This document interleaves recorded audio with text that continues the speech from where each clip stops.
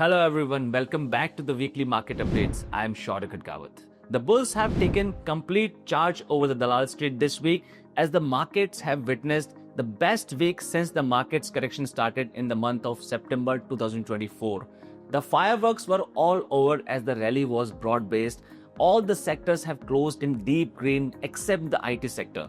And to add on to the positive sentiment this week, India's inflation number came at 3.61, which is the 7-month lowest. Also, the government capex have picked up along with the private capex, and also the news of acquisition has further fueled up the rally. But the major shift has come due to the change of stance in the FI's positioning. They have covered almost 20% of their short position in the derivative section. Along with that, they have also become net buyers in the cash markets. And I am assuming that after the positive and strong closing of today's session, the FIs would be turned net buyers for this week. So all the indices, be it frontline or broader, has perfectly rallied in a sync. जहां Nifty और bank Nifty ने week on week basis पे 4 से 5% तक gains clock किए, वहीं clearly mid cap and small cap outperformer रहे with more than 7 to 9% of gains on week basis. On Nifty, from the lows of 23,300 levels, we have covered almost 1,000 points of rally and closed at 23,350 levels. वहीं bank Nifty में 48,200 के lower level से 50,600 यानी almost 2,500 point की rally हमने इस हफ्ते clock की. So this week, all sectors remain in deep green color except the IT sector, which has underperformed. If we look at the sector-wise performance for this week, the Nifty Healthcare Index has gained more than 7% of gains. और दूसरे और तीसरे number पे रहे energy और pharma sector, and both the sectors have clocked more than 5.5% gains for the week.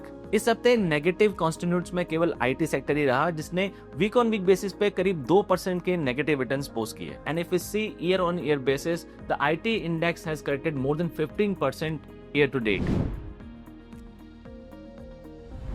This week, FIs have only sold to the tune of 1,651 crore rupees of stocks in the cash market, which is way less than compared to the previous week when they have sold almost 7,700 crore rupees of stocks in the cash market. So definitely something has changed for the FIs as they have also covered their short positions in the derivative markets. Earlier, they were sitting almost at the 89% short positions. Now it has come down to 70% only. And for a change, in the yesterday's session, we have witnessed the figures where DIs have become the net sellers and FIs have become net buyers after a long time. If this trend continues, then definitely we are going to see much more higher levels on the indices and the stocks. For this week, Dow Jones and Nasdaq has remained almost flat on week basis. After the correction of the previous week, this week the indices have seen to be more stabilized, and Nasdaq has closed with a nominal gains of 0.5% on week basis, whereas Dow Jones has clocked 1% of positive returns on the week basis. This week was very crucial, especially for the US markets, as the Fed meeting outcome has come on 20th of March, whereas Fed has kept the interest rate unchanged for this time, but they have signaled that they still expect to have 2 more rate cuts for this year. The US markets took this outcome very positively. However, the devil lies in the details, as the Fed in its commentary has lowered down the expectation on economic growth, and at the same time they are expecting higher unemployment numbers. Fed has also showed its concern regarding the inflation due to the increasing uncertainty in the economic outlook. And on being asked on tariff front, Fed Chief Jerome Powell has replied that once the administration has the clarity over the tariffs, we'll also have.